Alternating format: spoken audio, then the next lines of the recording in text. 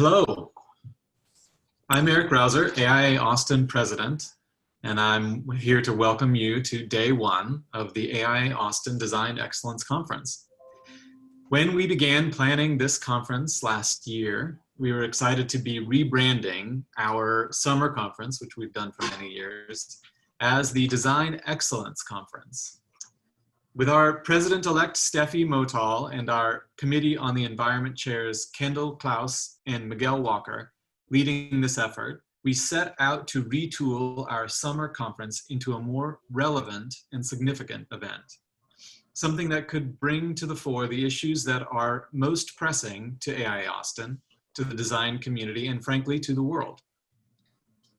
With the AIA's Framework for Design Excellence as our guide, we have broken new ground for AIA Austin with this conference being virtual, with 36 sessions and 106 speakers.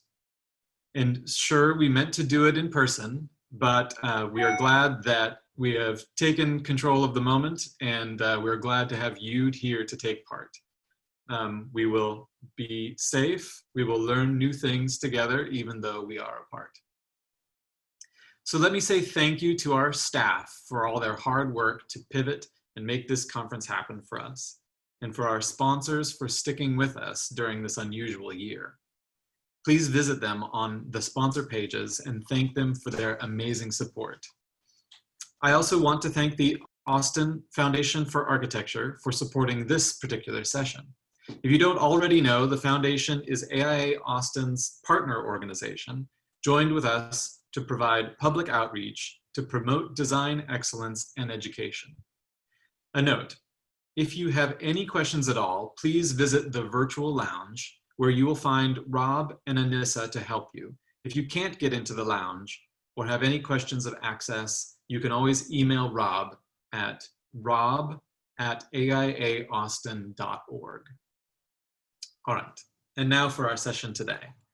We are honored today to have a panel of esteemed architects and design professionals whose lives revolve around issues of justice, equity, diversity, and inclusiveness in the architectural realm. I'd like to introduce our moderators today, Agustina Rodriguez and Malvalene McLemore, AIA. Agustina is a designer based here in Austin whose work explores materiality and form through architecture, sculpture, lighting, product design, and digital media. Agustina holds a Master's of Architecture from UT Austin and works as a visual artist and architectural designer. Malvalene McLemore, AIA, is a Houston native and works at Moody Nolan's Houston studio. She holds a Bachelor's of Architecture and a Bachelor's of Science in Environmental Design from the University of Houston. Malvalene serves on AIA Houston's Board of Directors and co-chairs the Texas Society of Architects Equity, Diversity, and Inclusion Committee. Welcome and thank you, Agustina and Malvalene, and to the rest of our keynotes and panel today. And with that, I'll hand it back over to you, Agustina. Thank you, Eric, so much. This morning, we're talking about how racial injustice is manifested in the built environment and how we as architects, planners, and policymakers can address these injustices through our work. This keynote of distinguished panelists will help us stay at the forefront of the work being done to dismantle systemic racism and discrimination in our society and profession. We're here to learn from the experiences of the panelists who will help us identify successful approaches for advancing design justice in order to make the built environment more equitable and reflective of the communities it serves. If you guys have questions, please use the Q&A feature in Zoom to submit those. We'll have time for Q&A at the end of the entire session. And right now, we'd like to introduce you to the panelists. We're going to be going in the order that you see them. So beginning with DK. DK Osseo-Asare is the co-founder and principal of Low Design Office based in Austin, Texas, and the co-founder of design think tank and nonprofit Design Agency. DK holds a Bachelor of Arts in Engineering Design and a Master of Architecture, both from Harvard University. DK is a TED Global Fellow, a Fulbright Scholar, and has presented his work to numerous notable institutions, including Penn Design, Cornell, and the BBC, just to name a few. Thanks so much for joining us. Next, we have Siboney Díaz-Sánchez, who is an architect and Rose Fellow at OPCO in Boston. She was a founding member and co-chair of AIA San Antonio's Latino and Architecture Committee, as well as a former zoning commissioner. She has worked to make the architecture profession accessible for all and insists that creative fields function as viable vehicles for social change. Siboney is committed to prioritizing community voices in design processes. She has been featured in several publications and podcasts, including her op-ed in Architectural Magazine, Every Community is Our Client, and was also featured as a guest on the Architect Magazine's podcast episode, Why Architecture is Political. Thank you for joining us, Siboney. Here we have Pascale Sablan, a senior architect at S9 Architecture in New York. Pascale is the 315th living African-American female registered architect in the United States. She is also an award-winning architect, mentor, and entrepreneur who advocates to advance architecture for the betterment of society, as well as bringing visibility and voice to the issues concerning women and diverse designers. She is a founder and executive director of Beyond the Built Environment, which is uniquely positioned to address the inequitable disparities in architecture by providing a holistic platform aimed to support numerous stages of the architecture pipeline. Thank you, Pascale, for being here today. Lastly, we have Sarah Schindler, who is a lawyer and professor of law at the University of Maine School of Law in Portland, Maine. Her scholarship focuses on property, local government, and the intersection of sustainable development and land use. Her publications have been widely praised as insightful additions to these fields. Most relevant to today's panel being her publication in the Yale Law Journal, titled Architectural Exclusion, Discrimination, and Segregation Through Physical Design of the Built Environment. Thank you for being here with us, Sarah. And right now we're just going to jump right into the panel with our first panel question, and this is for all the panelists. We want to know how you all got started in your work and what made your area of focus important to you. And Pascale, we'd like to start with you. Hello, good morning, everyone from New York. So happy to be here and to connect with you all and have this really important discussion and conversation. Quickly and briefly, really it was about getting involved, volunteering with organizations such as AIA, NOMA, etc. Those organizations allowed me to understand what were the issues that were tackling or hindering our communities, understand who were the components that were in our ways, what were the policies that were the issues. And through that advocacy work of being involved in learning from the leaders and speaking to people, I started to really get a full picture of what the problems were and the network of advocates and citizen architects who were trying to save and change things. And after about 9 years of volunteering, I then started Beyond the Built Environment because I wanted to focus on an aspect of the advocacy work that I hadn't seen us really focus on yet that aligned very much with my passion, which is a lot of that historian work and elevation work to allow us to really connect and echo the representation of women and diverse designers in the profession. And so that really launched 3 of our main initiatives: Say It Loud, which is an exhibition, Learn Out Loud, which is a children's book, and See Out Loud, which is an augmented reality app and camp, as well as our Dismantling Injustice initiatives that we launched on Juneteenth of this year. Wonderful, thank you. DK, how about you? What led you to focus on your work? So I think ours was actually about pedagogy and how architecture education operates. So Ryan Baum and I were at the GSD and basically living in studio like everybody else. And we found it very strange because it seemed to us that architecture should start with people. And in the education process, it never started with people and their needs and where they're living. And we essentially found out about a youth group in a nearby town called Lowell that had sort of an anti-gang, they created a safe space so that you could be sort of with other teens without worried about being in anybody else's turf, and just to be young and be free and sort of find your sort of mission in life. And so they had sort of acquired a new church, an old church that was donated to them and wanted to sort of figure out how to make it theirs. And this was an opportunity for us to work with young people from lots of different backgrounds, super diverse, for them to figure out what architecture meant for them, how they could make a center for themselves. And so for us, this was incredibly powerful that we literally left the sort of center of education and went into a community and worked with young people and people from that community to create a sort of a building and a space for them. And that was really when we realized that's what we wanted to do. Wonderful, thank you. Siboney, how about you? Hi, thank you for having me. This is kind of an overwhelming experience. So I just want to note how grateful I am to be in this space. I think I'm still also trying to figure out what my work is. You know, the question about area of focus, I think it's always evolving.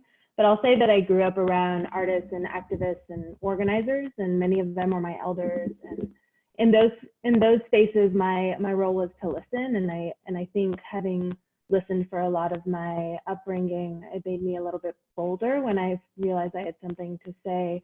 But I think it was always about listening. And now, you know, I'm a developer, which is a bizarre space to be in as an architect. But it's always been about community voice. So going back to what DK said, it's in education, we're taught to care about the client, but we're not taught to question who the client is. And I think that's been what's driving me. I think it was a little bit difficult in working for a for-profit architecture firm that was asking me to stay within a certain scope and being told that I lacked discernment when I was pushing on various components of what we should consider as part of the design process. And so I think that really drives me, and ensuring that people have access to information, whether that's to a space or to an education, or to an initiative, or to a room, or to a table, or to a discussion. So that's my focus is really about access right now.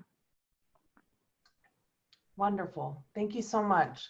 And Sarah, how about you? What led you to focus in your area of work? And if you want to answer to the specifics of your now widely distributed architectural exclusion article, we'd love to hear about that too. Great, thanks so much for having me here. It's a real honor. So I began my career as a land use lawyer in San Francisco, working with a lot of developers and architects. And when I went into academia, my research focused on these areas of interest. So I was writing a lot about land use and development. And I started thinking about the way that lawyers and law professors focus so much on law as the key regulatory tool. But, you know, there are other forms of regulation as well, including norms and markets, but also architecture. And this was an idea first posited by Lawrence Lessig. And so I started thinking about that, sort of really taking it to heart and thinking about the way that architecture is regulatory, that the built environment controls our behavior just as much as laws do and norms. And so that sort of became the focus of a lot of my work in recent years, is sort of looking at the built environment as a tool of control. And inevitably through that work, we see that it's also a tool of exclusion. And so that's sort of how I got into this.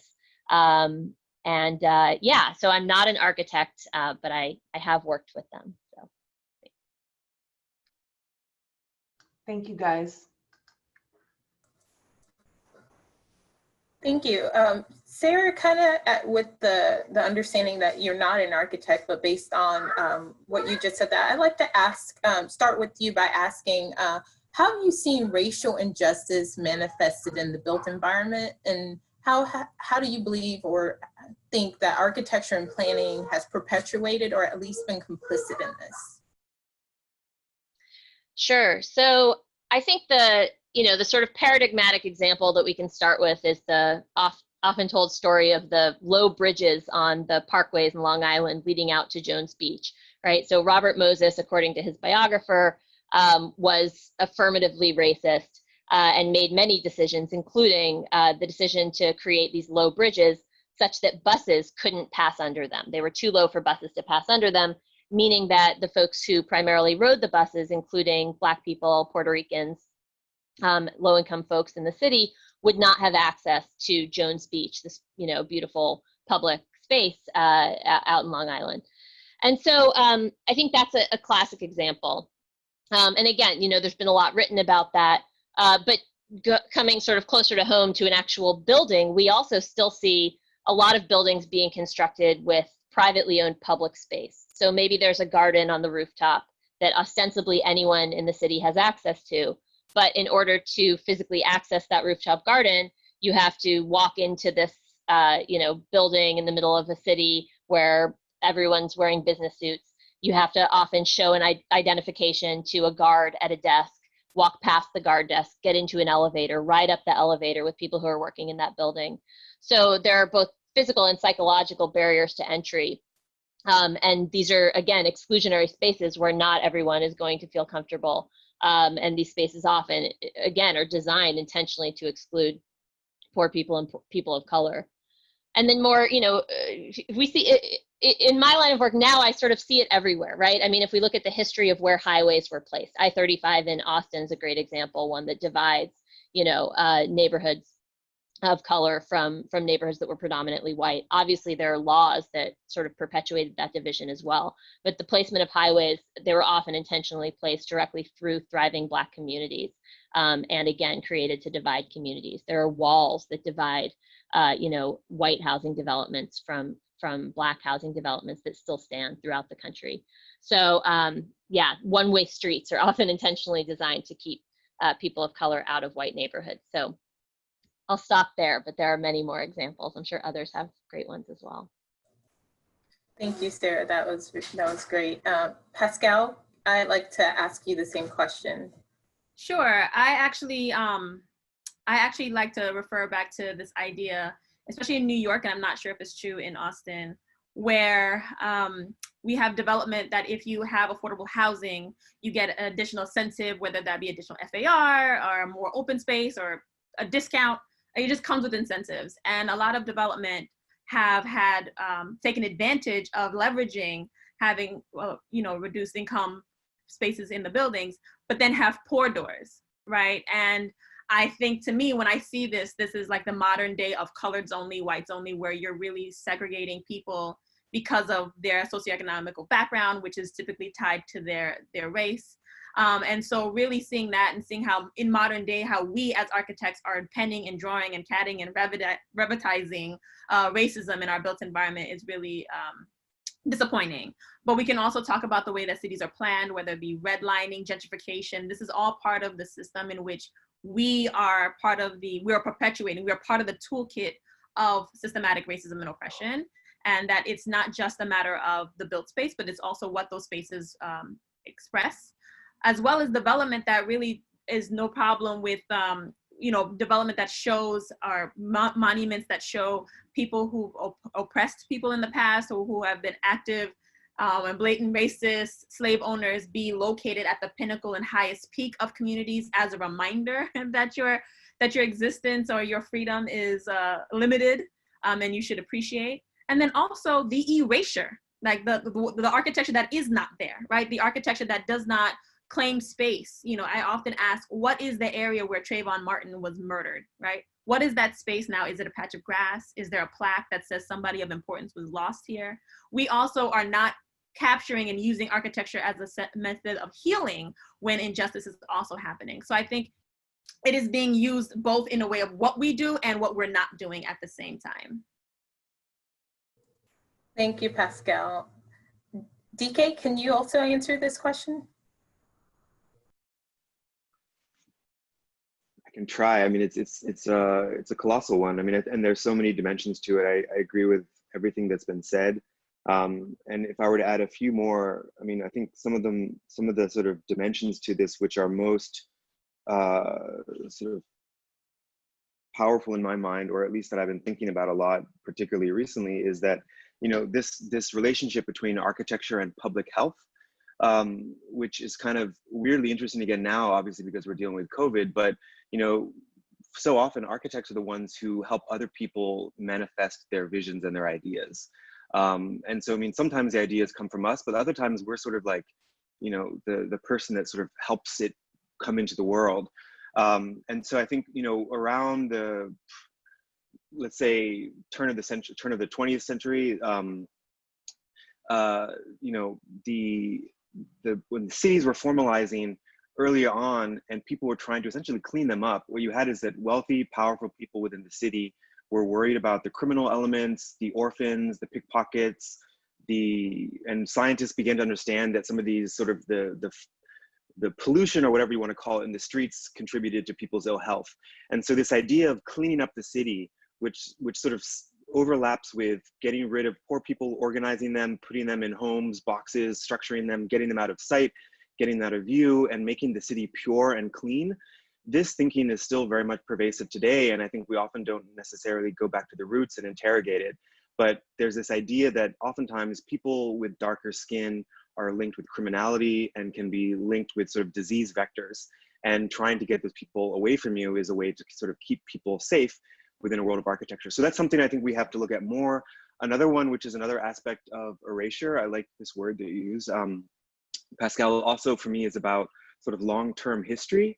So, you know, there's this idea of reinventing the wheel, right? And within architecture, there's an idea of understanding precedent so that we can build on it, so that you can understand the knowledge of people who came before you and leverage that to the advantage of people who are living in your present day and in the future.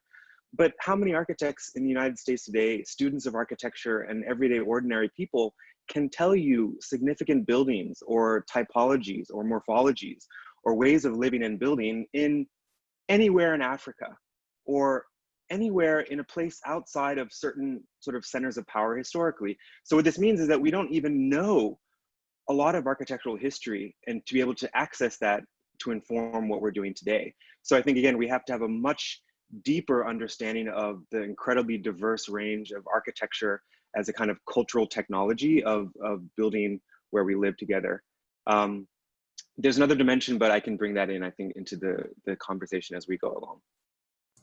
All right, thank you, DK. Those are all great perspectives, and the ways in which racial injustice manifests in the built environment are many. So thank you all. The next one, we'd like to talk about the relationship between design justice and anti-racist work. Siboney, we were hoping you could speak to that. Sure. I think that in itself could be its own panel discussion, right? I find it interesting that often, you know, architecture is considered a practice, which means that we're constantly needing to evolve. And I would say that design justice and anti-racist work design for justice is anti-racist work, but both are practices. It's not one being linked to action. You have to participate in both, and it requires us to evaluate what we've been taught in both aspects, and then also to undo normalized practices that are harmful, that are hurtful, that are painful, that have caused a lot of trauma. And so I just think that there often, in many cases, people will say, I'm not racist, and being anti-racist is a continued practice. It needs to happen. And so I think it's really interesting in architecture how we say we're practicing something and we're willing to evolve in other ways as it relates to sustainability or environmental sustainability or various material advancement or whatever other type of research. But when it comes to actually unpacking racism and even talking about racism or race is seen as something that is, it's almost like race is a bad word. So if we're not able to even say the word, how are we able to even talk about it? And I think it's an acknowledgement that it is work to talk about. It is painful. And I think that part of both of those, design justice and anti-racist work, yes, it's speaking truths, but it's also acknowledging when truths have been spoken in the past, but you were very intentional about ignoring other truths. So, you know, as a non-Black POC or white passing POC, I think for me, both of these practices require listening and humility. Actions in architecture can be anti-racist and be working towards design justice. Design justice requires the need to be anti-racist throughout practice, from, you know, conceptual design. I mean, I think it starts way before that as it relates to community engagement and who you're speaking to. Again, I really strongly feel that we're not talking to people. I mean, the way I was taught architecture is that you're given kind of a brief, but you're not thought to question the brief. You're not thought to question how is this project actually oppressing people. I mean, that was just like not a part of that. And so not a part of my curriculum. And I've had to learn that, unlearn certain things from school and remember things that I was taught as a child being raised by a gender justice activist. So like those are the pieces that's the work. I think often it's being okay with younger people telling you to consider certain things.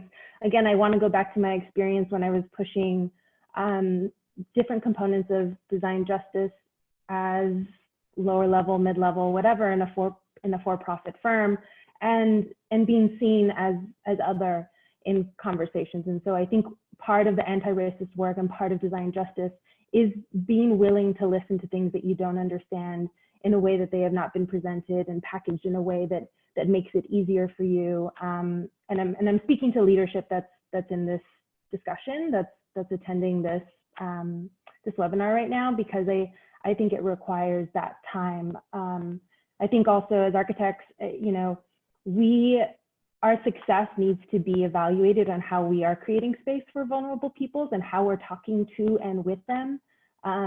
It has not been a part of our practice, and I will continue to push on that. But part of the reason why I am a developer and no longer working in an architecture firm is that I was only able to push scope as it relates to anti-racist work and design justice so far in architecture. Thank you so much. DK, do you want to speak to this? Design justice Sure. and anti-racist work? Sure. I mean, sorry, maybe I jumped the gun. I was gonna say that yeah, I mean, for me, I think it's super critical to, on one hand, not get too caught up in sort of jargon that you can get paralyzed. I think sometimes people get so nervous, like Siboney was just saying, talking about race, that they can sort of freeze up and you can be very worried about saying the wrong thing or something like this. But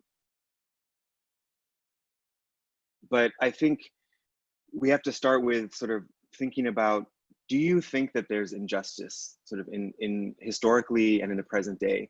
And if you do, I think thinking about what extent or what type of a role do you want to play personally in trying to bring about change with respect to these kinds of problems that you're able to identify. And the reason why I say that is because, you know, the difference between just saying, well, I'm not racist, and being anti-racist is that being anti-racist is about being sort of the opposite of being racist. So it's not just like, I'm not racist, it's that you're trying to actually counter racism. You're trying to dismantle, sort of break down and rebuild alternative ways of doing things that can be much more beneficial to many people. So I say that because I think it really also in many ways just starts with sort of, what can you identify and what would you want to take action for, and how might you be able to take action, and then to do that and try and initiate that with sort of the best intentions that you can, but also a lot of humility, and being entirely prepared to listen to anyone and everyone, and with an open mind and an open heart. Thank you. Our next question is, how do you see the architect and developer's role in addressing these inequities? Pascale, can I start with you here? Sure. I've answered this question many different ways, and I actually want to be a little disruptive, right? And say one of the things that I think we should be thinking about as architects specifically and as the profession is how we engage in designing and constructing jails, prisons, and places of detention.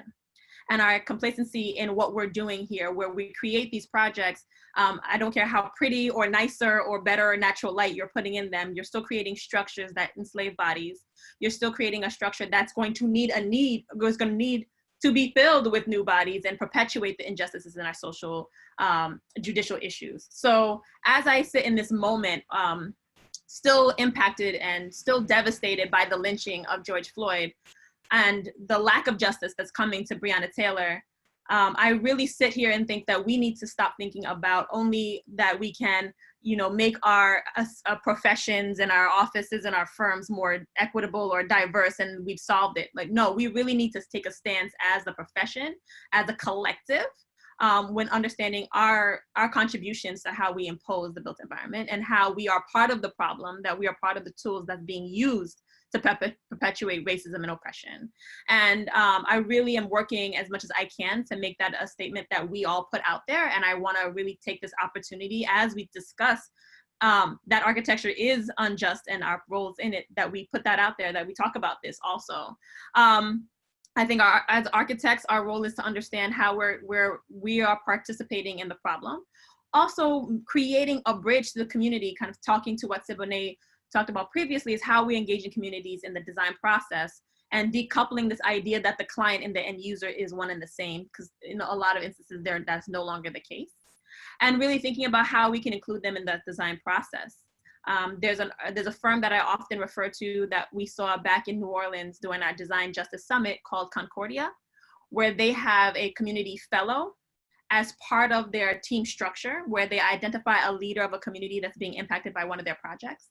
And it is a paid position for this community person to attend weekly or regular design meetings, so that the community has a consistent voice in the design process, and can act as a two-way conduit of information and requests and understanding of how the project's moving forward, rather than the required community board meetings that happen at 6:30 someplace with some cold pizza, where we're asking people to be disruptive and to just show up and hear what we have to say and just check a box saying that you've heard our presentation and not really take in what they're saying. So I really want to think about architects as also understanding what our responsibility and our roles are and what we're designing and how we're designing it, as well as how we're pulling the community into the conversation in a meaningful way, and in a way that we're saying to them, you have value, and we understand that together as a collective, as a profession.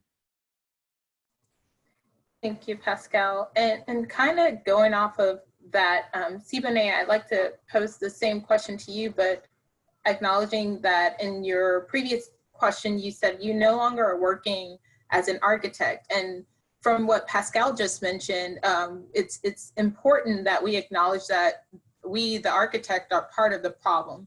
And can you answer this question and also kind of give ideas in regards to how we can, as Pascale mentioned, include the community in the design process? Sure.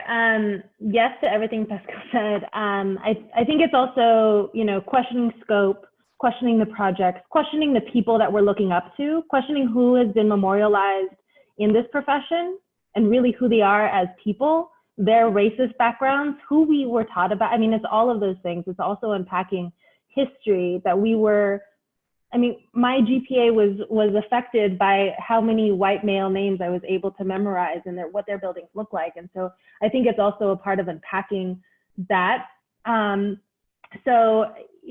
In my work, and I shouldn't have said I'm no longer, I'm still an architect and I'm working in a developer space, but as part of, I'm working for a community development corporation. As part of that work, we have community organizers within the office. So similar to what Pascale was talking about, we have paid people whose responsibility it is to connect with community in a real way and are of the community. They weren't just hired, they aren't just there for an extractive position. They were actually in our residential units and then became leaders in our office. The other piece is we have resident services. And so while we have these teams within our office, it has been important as an architect in a developer space to make sure that our real estate team is connecting with the resident services and community organizing. Oh, we're gonna plan on having a mural here. Well, wait, let's back up. What does it mean to just plan for a mural? Like, as a developer, we're talking about just, allocating this space for an expression as like a good thing to have in a community meeting. Oh, we're talking about residential units. We're talking about the community room. Well, have we talked to the resident services team about what they need in the community room, right? Because it's affordable housing, there's a lottery system. So you're not able to talk to your quote unquote clients, the future residents of this space, but you are able to talk to the resident services people and make sure that this space is working for them. They're your coworkers, because they know what residents are complaining about as it relates to sound, as it relates to infrastructure. I mean, it's all over the place. So I think that having those conversations and formalizing them in whatever way you can. It's ironic, I do have a community meeting tonight. I'm working on a public park in Roxbury with Mass Design. And it's tricky because we're trying to figure out what a community meeting looks like. And I think, we haven't really brought up the global pandemic that we're all in as part of this panel discussion, but trying to connect with community, build trust in a virtual space, acknowledging that community engagement wasn't perfect to begin with, and understanding that this is actually an opportunity for us to improve on all of the gaps in community engagement, all the things that we do to check boxes. And so I think in my new role, it's questioning those interactions and making sure that we are infusing discussions with people who are going to be using our space into the actual development world. Thank you so much. And kind of touching on what you said in the last question, you mentioned academia and unlearning a lot of things that we were taught in school. So that kind of ties into our next question. Does academia teach the skills needed for architects or folks going into the regulatory field to tackle these social issues? And I wanted to start with Sarah, if you could speak to this in terms of law and policy. Sure. So, as I mentioned, this idea that architecture can be regulatory is not something that most law students are taught. They're mostly taught, as I said, the law says you can't exclude people, right? The Supreme Court has issued cases and we can't, there is no exclusion based on race under the law. Obviously, we know that's not true either. But the fact is that we still have many other ways that we exclude. And again, architecture is one that I have focused on. So although this idea is definitely new to law students, I thought it would be taught in architecture school. So I gave a talk at the GSD a few years ago about some of my work. And, I begun by saying, well, I'm sure you all talk about, the way that architecture is discriminatory. And I was shocked that they were like, no, this is the first exposure we're having to this. And this is, only a few years ago. And so that really surprised me. And so I'm hopeful that these conversations are starting to take place. But one of my favorite quotes by a law and geography faculty members, that designers focus too much on civil engineering and too little on civil rights. And I think that's true. I think there's so much focus on, well, what is this physically going to look like? And what's going to be the physical flow of people through this space, rather than thinking about how is it going to affect the broader community if we make these design decisions. And so I think that is just a really important element that needs to be taught. And I think part of the problem here is that so much of this is hidden in plain sight, right? It's not visible unless you start looking at and digging up the history and thinking about it. People look at a bridge and think it's just a bridge. They don't necessarily think, oh, the decision to place this bridge, I'm thinking of RFK Bridge in New York, the decision to place the exit of this bridge in Harlem rather than the Upper East Side was an intentional decision, right? To direct all of this traffic through Harlem rather than a wealthy white neighborhood. And so again, sort of looking at these issues, the decision to place a golf course in a community and not a basketball court is, again, intentional, but it's often hidden. So I think that we need to start making sure that students understand that this is what's going on, that there is often nefarious intent behind these determinations and decisions. And, hopefully we can get there. Thank you so much. And how about Pascale, would you like to speak to this from an architect's perspective? Yes, so I hold many hats. I wear many hats, whether that be the Northeast Regional Vice President of NOMA, historian of NOMA, AIA New York Board of Director, AIA National Strategic Planning Committee member. I hold these hats so that I can be in the rooms and speak to the policy and heads of all these organizations to push for change. And in those conversations, specifically with NAB and with NCARB, we're hearing that a lot of the students per se, like I don't know exactly what's being taught right now, but I know for a fact that students are asking for that kind of curriculum. They're asking to do more social justice work, to understand how architecture is oppressive. They are requesting it. That is something that is coming up. And as we have, and this is another plug to encourage you all to participate and join these boards and get invited or get volunteering into these different organizations that you hold membership to, so that you can also be in the room to start putting in place policies where it's not just this school A wants to do it, so we'll teach it, and this school B doesn't think there's value, so we're not. Where we're able to create a policy where all schools of architecture who wants accreditation is supposed to address and make sure that it's embedded and folded into the curriculum.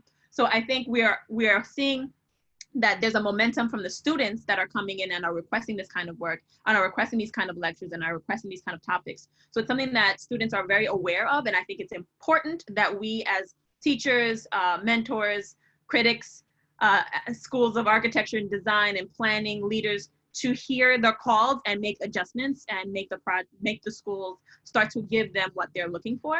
But then also kind of speaking to representation that we've been talking about at length here. Part of my experience was being told in the School of Architecture that I would never become an architect because of my gender and my race, right? They're like, you Black, you're a girl, you're just never gonna be an architect. And just understanding like why nobody else was pissed off by this statement other than me and the other student that was singled out. But why did the professor feel so comfortable to make that statement? And it goes right back to what Siboney said, which is, you know, we're not being taught about us. And so that's why I launched inside of Beyond the Built Environment, the Say It Loud exhibitions, and where we call and for content of women and diverse designers, not just in the US, because architecture didn't begin and end here in the United States, but across the entire globe. And we are really in an effort right now trying to gather 500 diverse designers profiles. And so far we have 300. And I'll add to the chat in a few minutes the link to the site where you can see people's faces, see videos of them speaking to the experience in the profession, and see their work.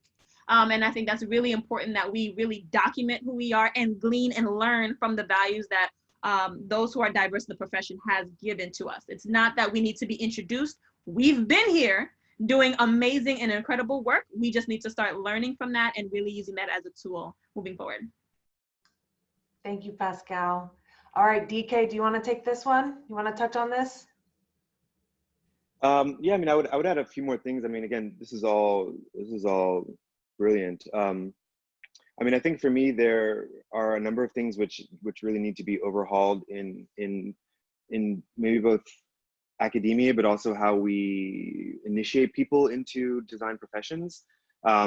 And I mean, this is interesting because I'm also, I mean, speaking to wearing multiple hats, I mean, I'm also here at Penn State right now, where I'm an assistant professor of architecture and engineering design. But I think there are two things which really jump out at me, which I'm excited because we're working on trying to sort of bring into the curriculum here. But one has to do with introducing, and I spoke to this before, but introducing emerging designers to a sort of more accurate and truthful catalog of a global historical cultural production in the built environment. And so, I mean, again, for me, when I was in school, I remember I got in trouble because we had a list of sort of great buildings of the 19th century, and we had to write a final paper on them, and they were all in Europe and the United States. And I remember I raised my hand in the classroom, you know, in front of all the other students and said, you know, I noticed that all these buildings recommended on this list are in Europe or the United States. Can we write about, you know, for example, Africa? And the professor said, oh, there was no architecture in Africa in the 19th century. So if you start with that as your baseline and you introduce that into people's ways of thinking, then you're again eliminating a more truthful history. And I think, for example, Yale, I think is beginning to eliminate their survey of art history course, because they realized that art history survey courses were so Eurocentric that if you try to open it up and expand it to a more truthful, you can't do the survey because it's so varied and so vast. So I think that's something similar we need to confront in architecture, because we're essentially ignoring a lot of architecture's history.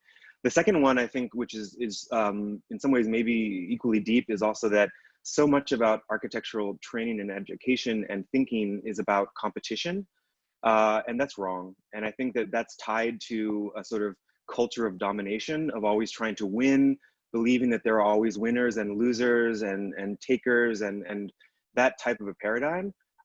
Increasingly, people are recognizing that that doesn't have to be the way it has to be. And also many people, especially younger people, are trying to break away from these kinds of ways of operating. So I think for us to think about how we can learn through cooperation and through collaboration and through shared experiences, not only with other people interested in architecture and interested in design, but actually with all of society, this is the only way that we can truly move forward.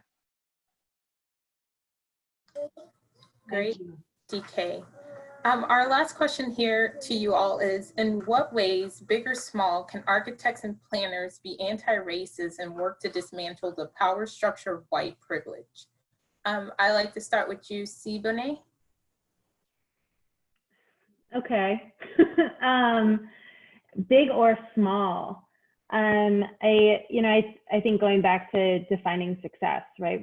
Who are the awards given to? How are we defining what is success in this profession? What are we thinking about as it relates to form? Are we talking to people before we talk about form? Are we there are just so many conversations that need to happen as part of anti-racist practices. We need to also acknowledge native lands.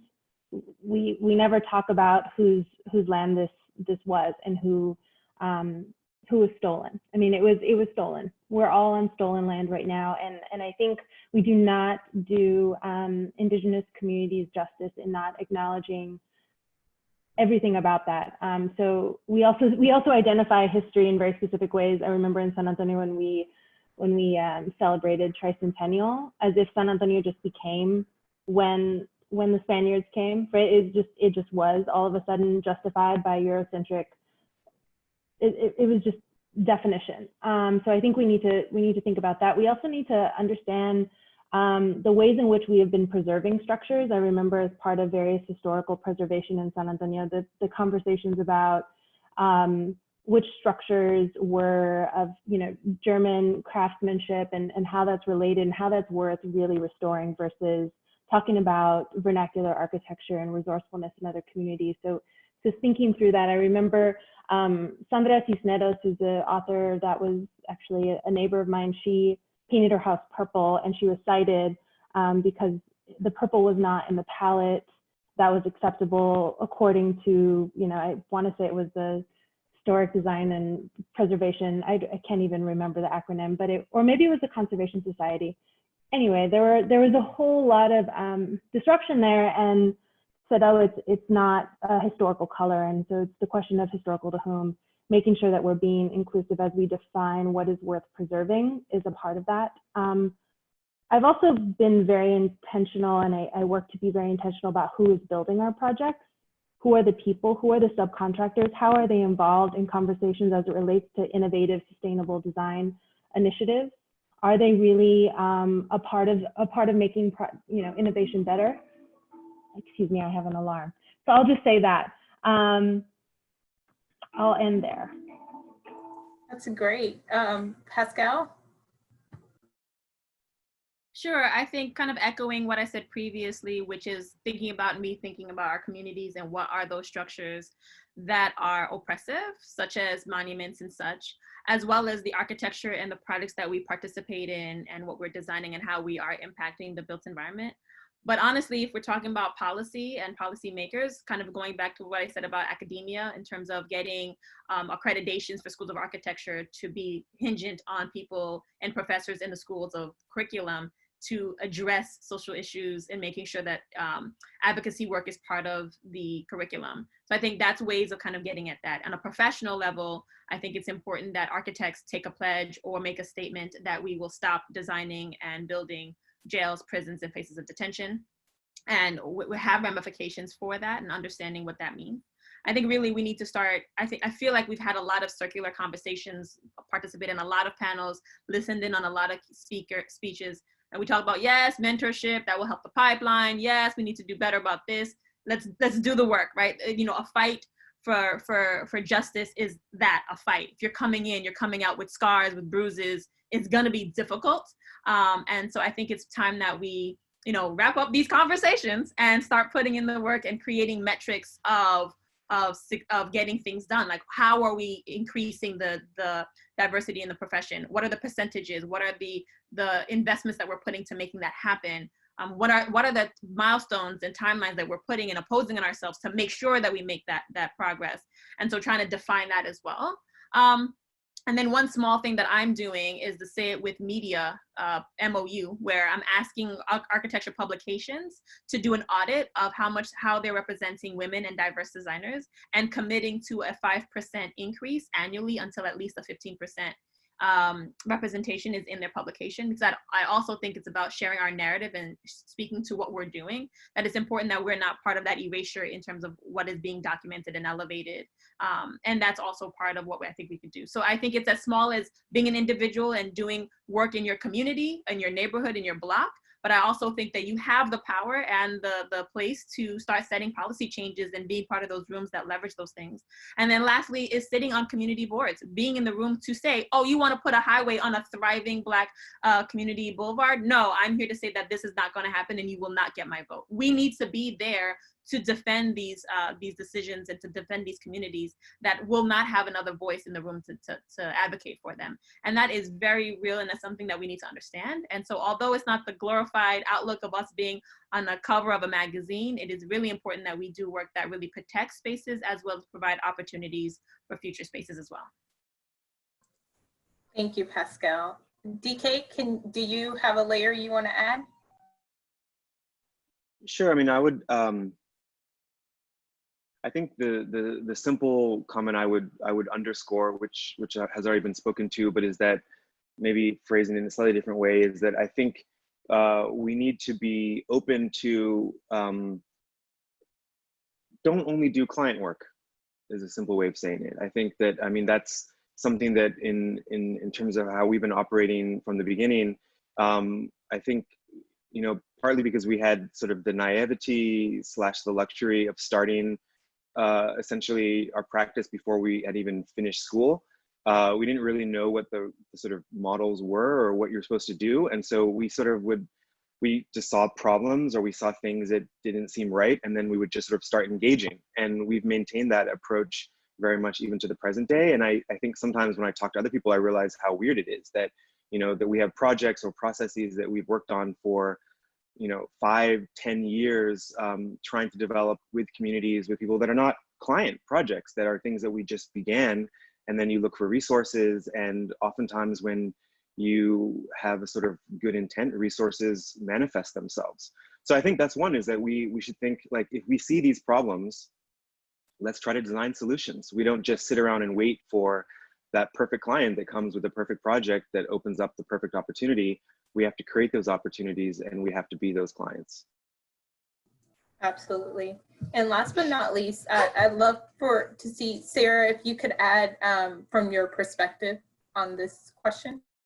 Sure. So I think I would have 2 suggestions. So the first is, again, as I've been saying, architecture is regulatory. So keep that in mind as you're doing your work. Think about the fact that you are actually creating spaces that control behavior.